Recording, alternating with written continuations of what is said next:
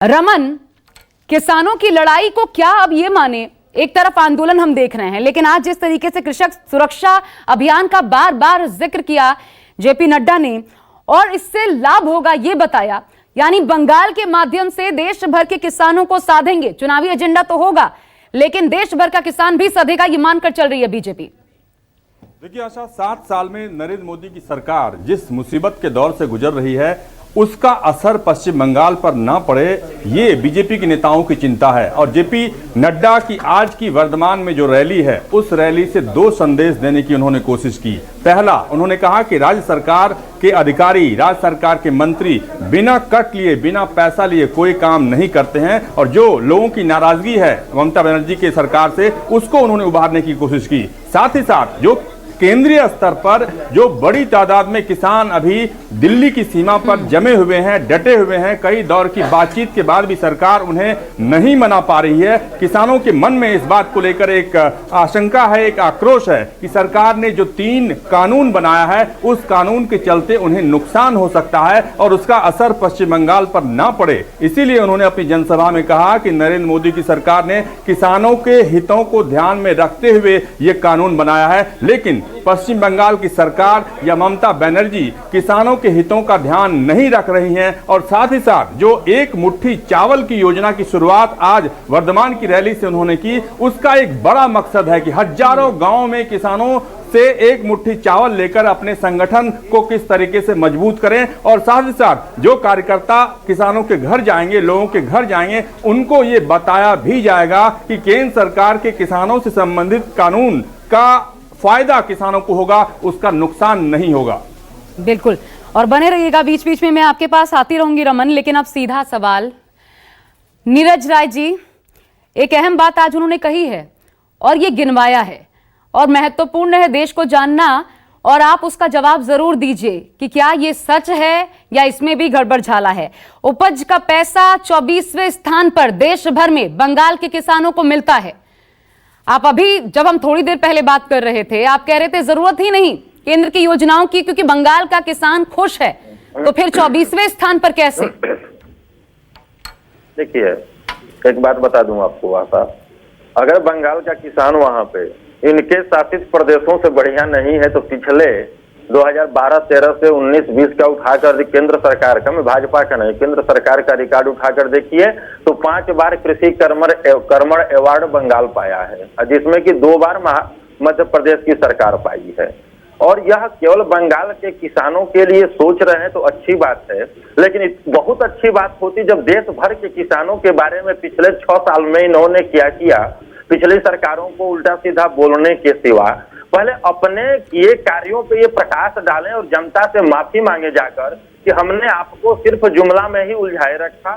तो बंगाल में देखिए, मैं स्पष्ट बात करना चाहूंगा और करता भी हूं आप लोगों के भी चैनल पे, पिछले 6 साल में ये लोग तमाम आरोप लगाए हैं बंगाल की सरकार पे। तो भाई, केंद्र की सरकार आपके पास रही है, राज्यपाल भी आपके ही रहे हैं वहां पर, आपने देश हित और प्रदेश के हित में कार्रवाई क्यों नहीं किया? अगर आपको बंगाल पे राजनीति न करनी थी तो मैं स्पष्ट बोल रहा हूं, इस पर जवाब इनको होता है तो आप जवाब दे दीजिए, आपके पास हो तो आप जवाब दे दीजिए। इनके जो राज्यपाल बैठते हैं जहां पर इनकी सरकार नहीं है, देखिए इनके राज्यपाल कितने एक्टिव हो जाते हैं। जहां पर इनकी सरकार है वहां पर एकदम चुप्पी साधे हुए हैं। आपने बोला था आशा कि दूसरे प्रदेशों की तुलना किया जाता है। अब मैं गलत हूं, आगे वाले से कितना गलत हूं, अगर आगे वाले के बारे में बताऊंगा तभी मेरी गलती और अच्छाई समझ में आती है। तो इनके उन प्रदेशों की भी चर्चा मुझे करनी पड़ेगी। ये करते हैं 24वें स्थान पे बोल रहे हैं ये देश के किसानों को, और देश की जीडीपी पे 2.5 से 3% ले आके रख दिए हैं।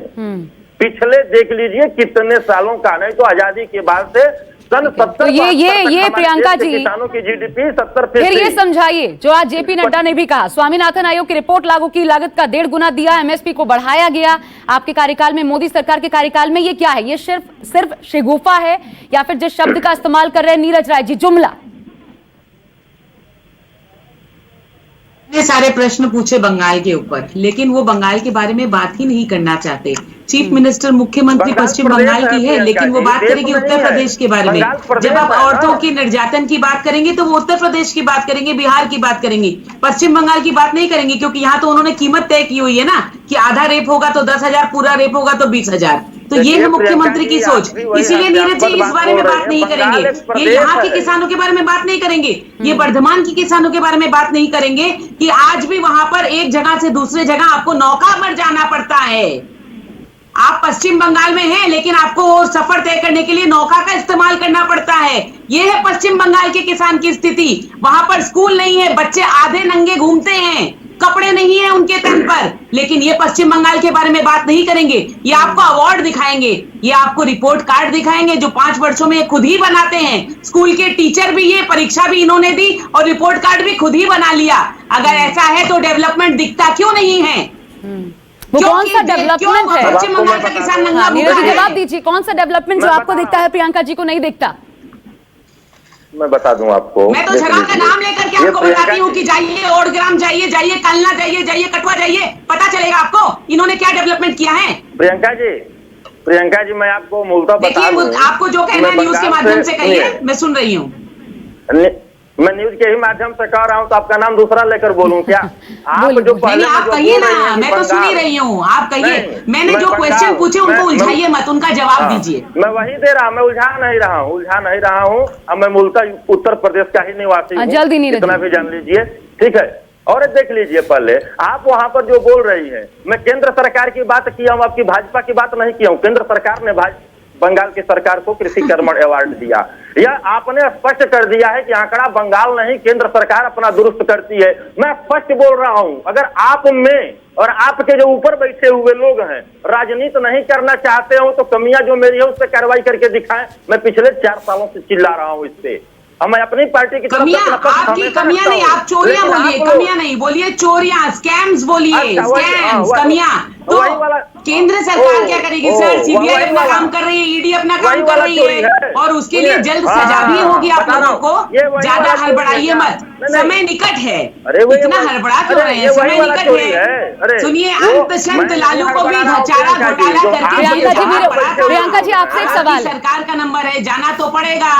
ठीक जो है, बोया है उसको काटना पड़ेगा। क्योंकि आज जेपी नड्डा ने मंच से बार बार और ऐसा बोला, इस प्रकार से बोला। नीरज जी सुनिए, मैं आप ही का सवाल पूछ रही हूँ प्रियंका जी से। नीरज जी सुनिए, आज जेपी नड्डा ने जिस तरीके से अपनी बातें रखी और जो कुछ गिनवाया, एक तो कट मनी कल्चर, इसके अलावा बालू सिंडिकेट, राशन चोरी, कोयला चोरी, त्रिपाल चोरी, न जाने क्या क्या चोरी।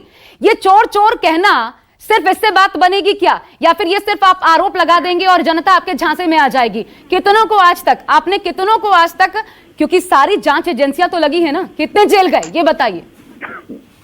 अरे कितने नहीं, इनके आधे से ज्यादा जेल जा करके आए। कैसी बात कर रही है? मैं नाम गिनाती हूँ आपको। Sudip Bandyopadhyay member of parliament, जो इनकी पार्टी के सबसे सीनियर लीडर है, कितने दिन जेल में रहे पता करिए। मदन मित्रा जो अभी इनकी पार्टी का चेहरा बने घूम रहे हैं, कितने दिन जेल में रहे पता करिए। कुणाल घोष जो इनकी पार्टी के स्पोक्स पर्सन हैं, कितने दिन जेल रहे पता करिए। अरे सब बेल में बाहर है, जेल हो आए हैं, अभी बेल में बाहर है, और आधे और बाकी है, आधे अभी और बाकी है। भाई एजेंसी काम कर रही है, जाएंगे सभी, चिंता मत करिए। कोई आगे कोई पीछे, नंबर तो आप सबका आएगा, क्योंकि चोरी तो सबने करी है। कौन गया जेल, मैं बता दे रहा हूँ मैं ऐसा बता दे रहा हूँ आपको। 2014 से पहले 1,76,000 करोड़ के जितने भ्रष्टाचारी थे जेल में ये भेज रहे। देखिए मैं बंगाल की बात कर रही हूँ, लेकिन बंगाल के बारे में बोलने के लिए इनके पास कुछ नहीं है। बंगाल के जितने बीजेपी ने। नमस्कार, मैं हूं मानक गुप्ता। अगर आपको हमारा ये वीडियो पसंद आया हो तो इसे लाइक और शेयर जरूर करें, और हाँ, हमें सब्सक्राइब और फॉलो करना ना भूलें ताकि आप देश और दुनिया की कोई खबर मिस ना करें। तो जुड़े रहिए हमारे साथ और देखते रहिए News 24।